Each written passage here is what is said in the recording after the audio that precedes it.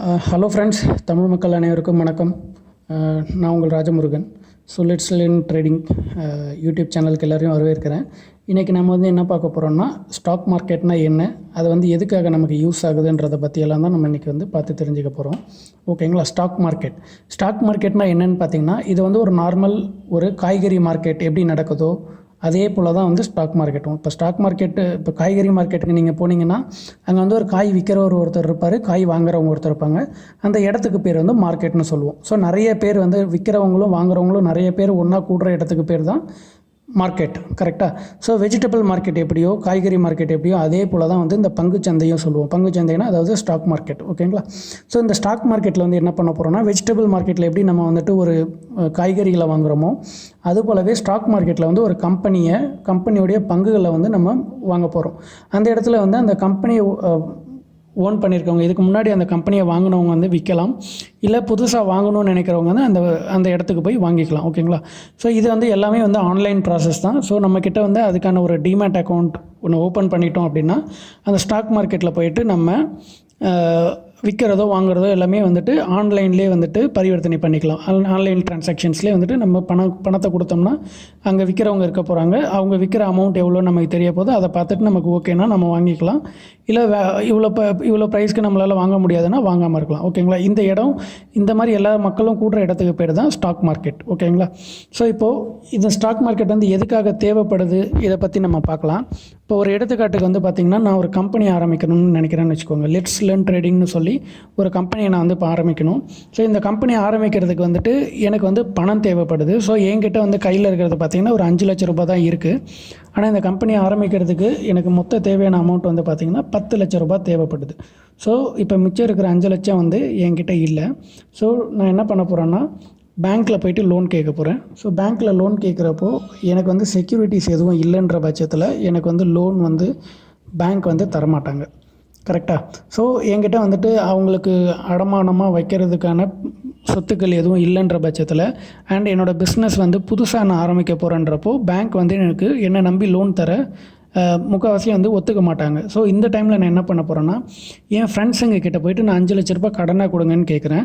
So இந்த கடனாக கேட்குறப்போ என் ஃப்ரெண்ட்ஸுங்க என்ன பண்ணுறாங்கன்னா, கடன் கொடுக்கல, நான் உங்கள் கம்பெனிலேயே நான் பார்ட்னராக சேர்ந்துக்கிறேன் அப்படின்னு சொல்கிறாங்க. ஓகேங்களா? ஸோ இப்போது என் ஃப்ரெண்டு ஒருத்தர் என்ன பண்ணுறாருன்னா, என்னோடய கம்பெனியில் பார்ட்னராக சேர்ந்துக்கிறேன்னு சொல்லிவிட்டு அவர் ஒரு 5 லட்ச ரூபா தராரு. என்கிட்ட இருந்த ஒரு 5 லட்ச ரூபாவும் நான் போடுறேன். ஸோ ஆக மொத்த அமௌண்ட் பார்த்திங்கன்னா 10 லட்ச ரூபாய் இப்போ என் கம்பெனி ஆரம்பிக்கிறதுக்கான அமௌண்ட் எனக்கு கிடச்சிருச்சு. ஸோ இந்த கம்பெனியை இப்போ நான் ஸ்டார்ட் பண்ணி கம்பெனியை ரன் பண்ணிகிட்ருக்கிறேன். ஸோ கம்பெனியை ரன் பண்ணும்போது கொஞ்சம் நாளில் எனக்கு கம்பெனி நல்ல என் முதலீட்டுக்கு ஏற்ற மாதிரி எனக்கு ப்ராஃபிட் வர ஆரம்பிச்சிருச்சு. ஸோ இப்போ எனக்கு வருமானம் வர ஆரம்பித்த உடனே நான் என்ன யோசிக்கிறேன்னா, சரி ஓகே, நம்ம ஒரு இடத்துல கம்பெனி ஆரம்பித்தோம், நமக்கு இவ்வளோ லாபம் வருது. இப்போ வர லாபத்தை நான் என்ன பண்ண போகிறேன்னா, நானும் என் ஃப்ரெண்டும் என் ஃப்ரெண்டு யார் ஒருத்தர் எனக்கு முதல்ல 5 லட்ச ரூபாய் கொடுத்தாரோ அவரும் நானும் சரிசமமாக பங்கு ஆளுக்கு பாதியாக வருமானத்தை நம்ம பிரிச்சுக்க போகிறோம். ஏன்னா அவர் 50% போட்டிருக்காரு, நான் 50% போட்டிருக்கேன்ற பட்சத்தில். ஓகேங்களா? இப்போது நான் சரி ஓகே, நம்ம கம்பெனி இன்னும் கொஞ்சம் பெருசாக எக்ஸ்டெண்ட் பண்ணலாம், பெருசாக வேறு ஊர்லேயும் நம்ம கம்பெனி ஆரம்பிக்கலாம்னு சொல்லிவிட்டு நான் என்ன பண்ண போகிறேன்னா, கம்பெனி ஆரம்பிக்கலாம்னு முடிவு பண்ணிட்டேன். ஸோ இப்போ இந்த கம்பெனியை திரும்ப ஆரம்பிக்கிறதுக்காக நான் என்ன ஐடியா பண்ணியிருக்கேன்னா, இதுக்கு மேலேயே மற்றவங்க கிட்டே இருந்து பார்ட்னர்ஷிப்பில் பணத்தை வாங்காமல் நம்ம ஷேர் மார்க்கெட்லேருந்து பொதுமக்கள்கிட்ட இருந்து டைரெக்டாக நம்ம பணத்தை வாங்கிக்கலாம். பணத்தை வாங்கி அதிலேருந்து நம்ம பிஸ்னஸை நம்ம பெருசாக எக்ஸ்டெண்ட் பண்ணலான்னு சொல்லி நினைக்கிறேன். ஓகேங்களா? ஸோ இப்போ நான் இப்படி நினைக்கும் போது நான் என்ன பண்ணுறேன்னா, என்எஸ்சி பிஎஸ்சின்னு சொல்லிட்டு 2 பெரிய பங்குச்சந்தை எக்ஸ்சேஞ்சஸ் இந்தியாவில் இருக்குது. ஒன்று பார்த்திங்கன்னா என்எஸ்சி நேஷ்னல் ஸ்டாக் எக்ஸ்சேஞ்ச், இன்னொன்று பிஎஸ்சி பாம்பே ஸ்டாக் எக்ஸ்சேஞ்ச். ஓகேங்களா? இது ரெண்டுமே பார்த்திங்கன்னா மும்பை ஹெட் குவார்ட்டராக வச்சு நடந்துகிட்ருக்கு கம்பெனி. ஸோ இது என்னென்னு பார்த்திங்கன்னா, இந்த எக்ஸ்சேஞ்சஸ் மூலியமாக இது ரெண்டுமே தனித்தனி மார்க்கெட்ஸ். ஓகேங்களா? எக்ஸ்சேஞ்ச் இந்த இடத்துல நிறைய பையர்ஸும் செல்லர்ஸும் ஒரே டைமில் வருவாங்க ஆன்லைனில். ஸோ இங்கே ஒரு பக்கம் பையர் இருப்பாங்க, ஒரு பக்கம் செல்லர்ஸ் இருப்பாங்க. இந்த பங்கு எந்த கம்பெனியோட பங்கு வாங்கணும் விற்கணும்னு நினைக்கிறாங்களோ அதை இந்த எக்ஸ்சேஞ்ச் மூலியமாக நம்ம வாங்கிக்கலாம், விற்றுக்கலாம்.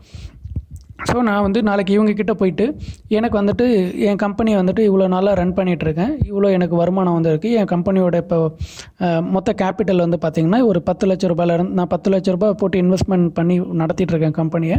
இப்போ இதோட மொத்த சொத்து வந்து பார்த்திங்கன்னா ஒரு 15 லட்ச ரூபாவாக இருக்குது என் கம்பெனியோடைய மொத்த சொத்துக்கள்.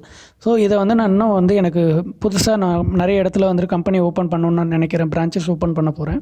அதனால் எனக்கு இன்னும் ஒரு 15 லட்ச ரூபாய் அமௌண்ட் தேவைப்படுது. அதனால் நான் என் கம்பெனியை வந்து நான் உங்ககிட்ட வந்துட்டு ஷேர் மார்க்கெட் பங்குச்சந்தையில் வந்து நான் போட்டு அதிலேருந்து நான் மக்கள்கிட்ட இருந்து பணம் திரட்டிக்கிறேன்னு சொல்கிறேன். ஓகேங்களா? ஸோ இப்போ இவங்க கிட்ட வந்துட்டு நம்ம சொல்லிவிட்டு அதுக்கடுத்து என்ன பண்ணோம்னா செபின்னு சொல்லிட்டு ஒருத்தவங்க இருப்பாங்க. செபி வந்து யாருன்னு பார்த்தீங்கன்னா இந்தியன் கவர்மெண்ட் ஆர்கனைசேஷன் இது. ஸோ இவங்க வந்து ஒரு ரெகுலேட்டரி. ஸோ எந்த கம்பெனிஸ் வந்துட்டு பங்குச்சந்தையில் வந்துட்டு இருக்காங்களோ அவங்க எல்லாருக்குமே வந்து இவங்க வந்து ஒரு செட் ஆஃப் ரூல்ஸ் வச்சுருப்பாங்க. அந்த ரூல்ஸ் எல்லாமே வந்துட்டு பூர்த்தி பண்ணால் மட்டுமே வந்து அந்த கம்பெனியை வந்து நம்ம ஷேர் மார்க்கெட்டில் வந்து லிஸ்ட் பண்ண விடுவாங்க. நாளைக்கு வந்து அந்த கம்பெனி வந்துட்டு ஏதாச்சும் ஃப்ராடுத்தனம் பண்ணாலோ இல்லை ஒழுங்காக மக்கள்கிட்ட வந்து அவங்களோட வருமானங்கள் செலவுகள்லாம் வந்துட்டு ஒழுங்காக காட்டலனாலுமோ இந்த செபி வந்துட்டு அந்த கம்பெனி மேலே வந்து ஆக்ஷன்ஸ் எடுப்பாங்க. ஓகேங்களா? இதுதான் அந்த செபியோட வேலை. ஸோ நான் இப்போ என்ன பண்ண போகிறேன்னா செபி கிட்ட போயிட்டு என் கம்பெனி வந்து நான் இவ்வளோ நாள் ரன் பண்ணிகிட்ருக்கேன், ஸோ இப்போ என் கம்பெனி வந்து நான் எக்ஸ்டெண்ட் பண்ணணும்னு நினைக்கிறேன், அதனால் வந்து எனக்கு மக்கள்கிட்ட இருந்து பணத்தை திரட்டுறதுக்கு நீங்கள் வந்து கொஞ்சம் எனக்கு ஹெல்ப் பண்ணுங்கன்னு சொல்லி நான் இவங்ககிட்ட கேட்க போகிறேன். ஸோ இவங்க வந்து நம்ம கம்பெனியை வந்துட்டு அனலைஸ் பண்ணி பார்ப்பாங்க. ஓகே, இது வந்துட்டு எவ்வளோ நாள் இருக்க கம்பெனி, நம்மளோட வருமானங்கள் என்ன, எப்படி வந்துட்டு பிஸ்னஸ் பண்ணுறோம், நமக்கு வந்து எவ்வளோ அடுத்து எக்ஸ்டெண்ட் பண்ணுறதுக்கான பணங்கள் எவ்வளோ தேவைப்படுது, அந்த மாதிரி வந்துட்டு இவங்க வந்து அனலைஸ் பண்ணி பார்ப்பாங்க. ஸோ ஃபார் எடுத்துக்காட்டுக்கு வந்து பார்த்திங்கன்னா நான் இப்போ ஒரு 15 லட்ச ரூபாய் தேவைன்னு சொல்லி இவங்கள்ட்ட சொன்னோன்னா இந்த 15 லட்ச ரூபாய் உண்மையிலேயே நமக்கு தேவைப்படுதா, அதை வச்சு நம்ம 15 லட்சத்தை வச்சு நம்ம நாளைக்கு என்ன பிஸ்னஸ் பண்ண போகிறோம், எப்படி வந்து அதை எக்ஸ்டெண்ட் பண்ண போகிறோம், அந்த பிளான் எல்லாமே இவங்க செக் பண்ணி பார்த்துட்டு இவங்க வந்து அப்ரூவல் கொடுப்பாங்க. ஸோ எடுத்துக்காட்டுக்கு வந்துட்டு பார்த்திங்கன்னா இப்போது இவங்க ஒரு 10 லட்ச ரூபாய் வந்து நமக்கு கொடுத்துருக்காங்கன்னு வச்சுக்கலாம். ஸோ 10 லட்ச ரூபா கொடுக்குறாங்க, நமக்கு 10 லட்ச ரூபா வந்து நீங்கள் மக்கள்கிட்ட இருந்து திரட்டிக்கலான்னு சொல்கிறாங்க. அப்படின்ற பட்சத்தில் நான் வந்துட்டு ஒரு ஷேரோட விலை வந்துட்டு ஒரு 1000 ரூபான்னு சொல்லி வைக்கிறேன்னா அந்த 10 லட்சத்துக்கு வந்துட்டு அந்த 1000 ஷேர்ஸை வந்துட்டு நான் பிரித்து கொடுத்துருவேன். ஸோ ஒரு ஷேரோட விலை வந்துட்டு 1000 ரூபான்னு வச்சுக்கிட்டு மக்கள்கிட்ட வந்து லிஸ்ட் பண்ணுவாங்க. அதை எப்படி லிஸ்ட் பண்ணுவாங்கன்னு பார்த்தீங்கன்னா ஐபிஓன்னு சொல்லுவாங்க. ஐபிஓன்னு என்னென்னா இனிஷியல் பப்ளிக் ஆஃபரிங். சரிங்களா? இப்போ இதில் தான் வந்துட்டு என் கம்பெனியை வந்துட்டு நான் லிஸ்ட் பண்ணுவேன். இந்த கம்பெனியில் நான் லிஸ்ட் பண்ணிவிட்டு மக்கள்கிட்ட வந்துட்டு நம்ம வந்து விளம்பரப்படுத்தணும். தென் செபி வந்துட்டு சொல்லிவிடுவாங்க, இந்த லெட்ஸ் லேர்ன் ட்ரேடிங்ன்ற கம்பெனி வந்துட்டு ஐபிஓக்கு வரப்போகுது, ஒரு ஷேரோட விலை வந்துட்டு 1000 ரூபான்னு நிர்ணயம் பண்ணியிருக்காங்க. ஸோ இவ்வளோ ஷேர்ஸ் வந்துட்டு ஒரு மக்கள் வந்துட்டு வாங்கணும் ஒரு டைமில் வாங்கினாக்க அப்படின்னு சொல்லிட்டு ஒரு எடுத்துக்காட்டுக்கு வந்து பார்த்திங்கன்னா ஒரு 10 ஷேர் வாங்கணும். ஸோ அது அவங்களோட முதலீடு பார்த்திங்கன்னா ஒவ்வொருத்தரும் வாங்கணும்னு நினைக்கிறப்போ ஒரு 10,000 ரூபாய் போட்டால் நம்ம கம்பெனியை வந்து வாங்கிக்கலாம்னு சொல்லுவாங்க. ஸோ ஒருவேளை நமக்கு வந்து இந்த 15 லட்சம் 10 லட்சம் அமௌண்ட் மொத்தமாக நமக்கு வந்துட்டு மக்கள் வந்துட்டு வாங்க விருப்பப்பட்டுட்டாங்க, அதில் ஒரு லிமிட் வச்சுருப்பாங்க, அவ்வளோ அமௌண்ட் வந்து நமக்கு வந்துருச்சு அப்படின்னா நமக்கு வந்துட்டு ஐபிஓ சப்ஸ்கிரைப் ஆகிடும். ஸோ சப்ஸ்கிரைப் ஆகிடுச்சுன்னா நம்ம கம்பெனி வந்துட்டு ஓகே பங்குச்சந்தையில் வந்து அதுக்கப்புறம் லிஸ்ட் பண்ணிக்கலான்ற அப்ரூவல் வந்துடும். அந்த அமௌண்ட்டும் வந்து நம்ம கம்பெனி வந்துட்டு திரும்ப எக்ஸ்டெண்ட் பண்ணுறதுக்காக வந்துடும். ஓகேங்களா? ஸோ இதுதான் வந்து பார்த்திங்கன்னா ஐபிஓன்னு சொல்லுவாங்க. ஸோ இதில் வந்து லிஸ்ட் பண்ணியாச்சு அப்படின்னா இதுக்கப்புறம் நம்ம கம்பெனியில் இதுக்கு முன்னாடி இப்போ வாங்குறாங்க இல்லையா, மக்கள் வாங்குறவங்க வந்து என்கிட்ட வந்து டைரெக்டாக வந்துட்டு ஓகே நான் உன் கம்பெனி வந்துட்டு 1000 ரூபாய்க்கு வாங்கினேன், இன்றைக்கி வந்து எனக்கு வந்துட்டு உன் கம்பெனி வந்துட்டு நான் உன் கம்பெனியில் முதலீடு பண்ணதை வந்து நான் வெளியே எடுக்கணும், அதனால் நீ வந்து நான் உன் கம்பெனியில் போட்ட அந்த 10,000 ரூபாயை திரும்ப கொடுன்னு சொல்லிட்டு என்கிட்ட கேட்க முடியாது. ஓகேங்களா? ஸோ என்னோட இது வந்து என்னென்னா மக்கள்கிட்ட இருந்து நான் பணத்தை திரட்டி என் பிஸ்னஸை எக்ஸ்டெண்ட் பண்ணுறதுக்காக மட்டும்தான். ஸோ மக்கள்கிட்ட இருந்து நம்ம வாங்கின பணத்தை எல்லாமே நான் அந்த பிஸ்னஸ் எக்ஸ்டெண்ட் பண்ணுறதுக்காக போட்டுட்டேன். ஓகேங்களா? ஸோ இப்போது மக்கள் வந்துட்டு அவங்க போட்ட பணத்தை வந்து திரும்ப வாங்கணுன்ற பட்சத்தில் திரும்ப அந்த வாங்கின ஷேர்ஸை வந்து திரும்ப விற்கணும்னா என்ன பண்ணுவாங்கன்னா அதுக்கு வந்து செகண்டரி மார்க்கெட்னு ஒன்று இருக்குது. ஓகேங்களா? அதுதான் வந்து தினமும் வந்து பரிவர்த்தனை நடக்கக்கூடிய பங்குச்சந்தை. ஓகேங்களா? இது வந்துட்டு முதல் டைம் வந்து ஒரு கம்பெனி வந்து பங்குச்சந்தை உள்ள வர்றதுக்கான ப்ராசஸ் தான் இது. அது வந்துருச்சு அப்படின்னா அதுக்கப்புறம் மார்க்கெட்டை வந்து செகண்டரி மார்க்கெட்னு சொல்லுவாங்க. இது வந்து இனிஷியல் ப்ரைமரி மார்க்கெட், அதுதான் ஐபிஓன்னு சொல்கிறது. அதுக்கடுத்து வந்து செகண்டரி மார்க்கெட்டில் போயிட்டு பார்த்திங்கன்னா நிறைய பேர் வந்து இப்போ வச்சுருக்கவங்க வந்து விற்கணும்னு நினைக்கிறவங்க வந்து அடுத்த ஆள்கிட்ட கை மாற்றி விடலாம், அவ்வளோதான். சரிங்களா? ஸோ அந்த கம்பெனியோட ஓனராக இருந்த என்கிட்ட வந்துட்டு நான் உன் கம்பெனி தான் வாங்கினேன், அதனால் நீ தான் வந்து எனக்கு பணத்தை தரணும்னு சொல்லி என்கிட்ட வந்து கேட்கக்கூடாது, கேட்கவும் முடியாதவங்க. ஸோ அவங்க வாங்கின பங்கை வந்து அடுத்தவங்க கிட்ட வந்துட்டு கை மாற்றி விடலாம். தென் இதுக்கு அடுத்து பார்த்திங்கன்னா, முன்னாடி வந்து இந்த கம்பெனி ஆரம்பித்தப்போ பார்த்திங்கன்னா, நானும் என் ஃப்ரெண்டும் மட்டும்தான் வந்து இந்த கம்பெனியுடைய ஓனர்ஸ். கரெக்டாக. ஸோ நாங்கள் 2 பேர் மட்டும்தான் இந்த கம்பெனியுடைய ஓனராக இருந்தோம். ஆனால் இப்போ இதை பங்குச்சந்தையில் வந்து லிஸ்ட் பண்ணியாச்சு. இப்போ நிறைய பேர் முதலீடு பண்ணிட்டாங்கன்றப்போ அவங்க எல்லாருமே சேர்ந்தது தான் இந்த கம்பெனியுடைய ஓனர்ஸ். சரிங்களா? நானும் ஒரு ஓனர், என்ன மாதிரி என் ஃப்ரெண்டும் வந்து இதில் ஒரு one of the part owner.